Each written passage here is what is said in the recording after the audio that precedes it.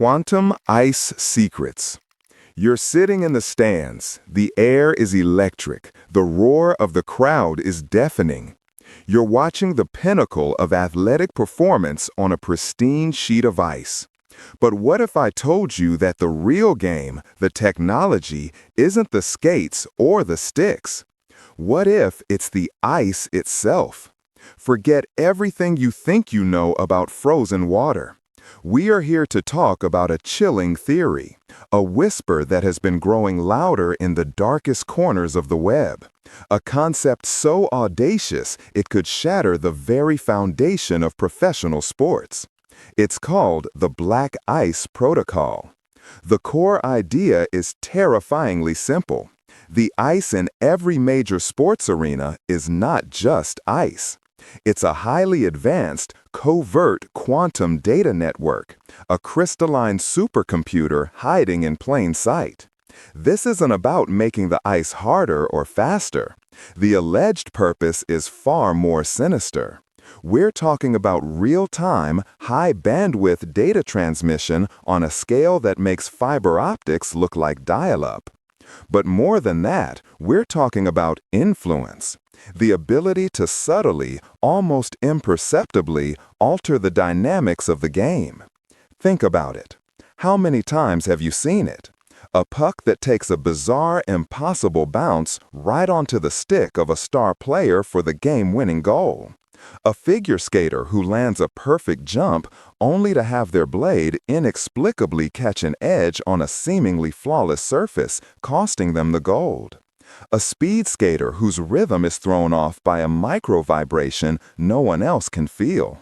These are the moments we dismiss as the luck of the game or a fluke. But the Black Ice Protocol suggests it's not luck. It's code. It's a calculated, executed command sent through the very medium the sport is played on. The theory suggests this network can even be used for subtle crowd manipulation, emitting specific low-frequency resonances through the ice that can be felt through the concrete structure of the arena, designed to heighten excitement, foster aggression, or even instill a sense of placidity, all to craft the perfect entertainment product. The anecdotal evidence, when viewed through this lens, is staggering. Go back and watch the miracle goal from the 2014 championships. Analysts have run simulations thousands of times and cannot replicate the physics of that puck's trajectory after it hit the ice. Or what about the infamous phantom trip in the '98 playoffs, where a leading scorer went down with no one around him, his skates seemingly catching on nothing? The official explanation was a rut in the ice, but high-resolution footage shows the surface was perfectly smooth. These moments are dismissed, explained away, but they form a pattern of statistical anomalies that defy conventional explanation. So, how could this even be possible? This is where it gets truly fascinating. The science, while theoretical, is grounded in cutting-edge quantum physics. The foundation lies in the unique crystalline structure of water ice, specifically the hexagonal lattice of H2O molecules. Proponents of the theory claim that this structure, under specific conditions, can be turned into a perfect medium for quantum communication. The key is a process they call quantum coherence doping. Before the water is ever brought into the arena, it's subjected to a proprietary process. It's not just filtered, it's infused with a solution of stable, self-assembling quantum dots or a specific isotope of a rare earth element. These nanoparticles become trapped within the ice's crystalline lattice as it freezes.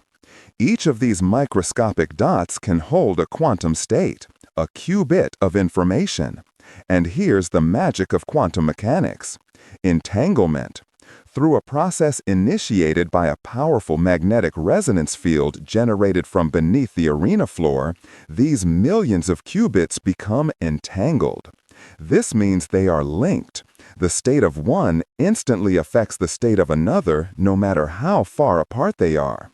Instantly, faster than the speed of light. You now have a massive interconnected network. The entire sheet of ice becomes a single, cohesive quantum processor.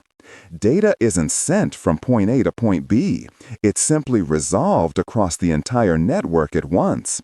A command is entered from a hidden control center, and the state of the entire ice surface changes in a single, infinitesimal moment. This allows for unprecedented capabilities. Need to create a microfraction of extra friction in front of an opponent's goal? A command alters the quantum state of the particles in that zone, causing the water molecules on the very top layer to align in a way that momentarily increases the coefficient of friction. A player's skate blade, normally gliding with near zero resistance, will suddenly feel like it's moving through sand for a split second. It's undetectable to the naked eye, but it's enough to ruin a shot or cause a stumble. Need a puck to bounce favorably? A command can create a density wave within the ice, a micro-ridge of hardened molecules that lasts for a nanosecond, precisely timed to meet the puck and direct it exactly where the system wants it to go. The Zamboni, in this scenario, isn't just a resurfacing machine. Those hot water tanks? They're filled with the specially doped water, replenishing the network. The heavy machine itself contains the emitters needed to reinforce the quantum entanglement field, essentially rebooting and defragmenting the ice's processing matrix between periods. It's the most audacious conspiracy in sports history, hiding right under the player's feet. But if the theory of how it works is this detailed, the question becomes even more terrifying. How would they build it, and why? Black ice implications. So, if the theoretical science of a quantum-entangled ice network holds, the next logical step is implementation. How do you deploy such a system across hundreds of arenas globally without anyone noticing? The answer, according to the Black Ice Protocol theory, is a masterclass in covert operations and supply chain control. It begins with the water. We're not talking about someone sneaking into an arena with a bucket of glowing nanoparticles. We're talking about controlling the source. The theory posits that a handful of multinational corporations, under the guise of providing advanced water purification and cryogenic solutions for professional sports venues, are at the center of it all. These companies have exclusive contracts. They provide the filtration systems, the deionizers, the chillers, the entire infrastructure. And within that infrastructure, the doping process is automated and hidden. The specific mineral compounds and stabilized quantum dots are introduced into the water supply via what is officially labeled as a proprietary anti-algae and water softening agent.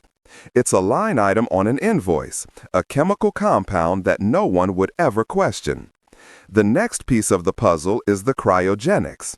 Freezing the ice for a professional rink is already an incredibly complex process.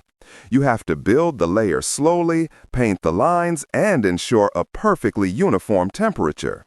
The Black Ice Protocol would simply add another layer of complexity.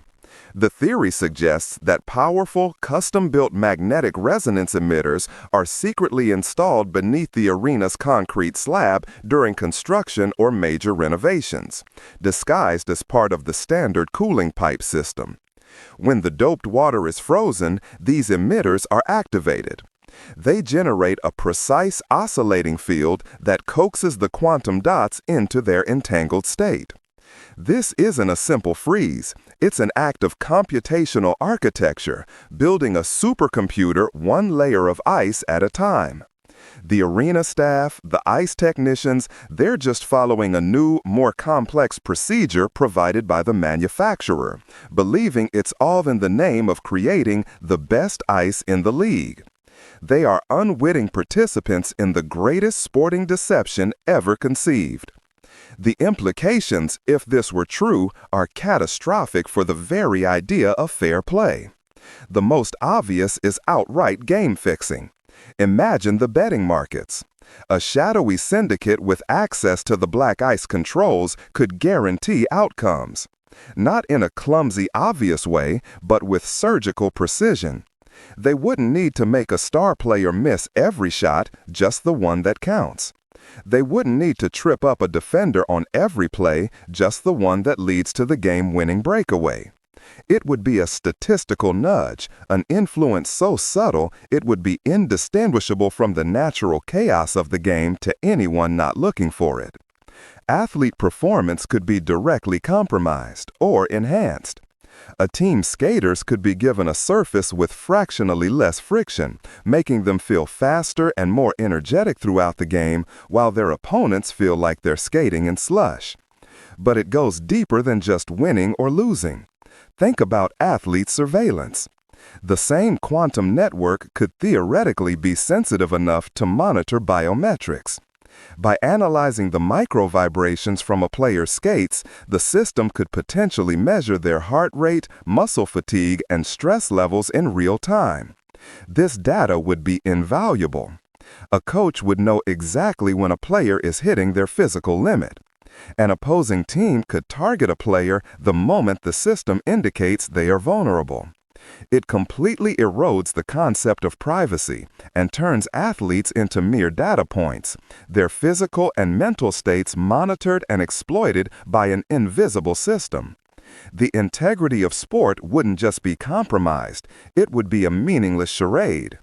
Every record, every championship, every legendary moment would be tainted by the question, was it human achievement or was it the protocol? The final and perhaps most disturbing implication is the why. Is it really just about sports? Or is the sports arena simply the perfect, controlled environment to test and refine a technology intended for much broader applications? An arena is a closed system with a large, captive audience. It's the ideal laboratory for perfecting crowd control technology. If you can make 20,000 hockey fans feel a manufactured wave of euphoria or aggression, what could you do with that same technology on a citywide scale? The Black Ice Protocol, in this light, is not the endgame. It's a beta test, a proof of concept for a tool of mass influence and surveillance. This is more than just a conspiracy theory. It's a warning. It's a call to look closer, to question the impossible, and to demand transparency in the games we love. The next time you see a physics-defying play or a moment of inexplicable failure, ask yourself, is it just part of the game? Or did you just see a glitch in the ice?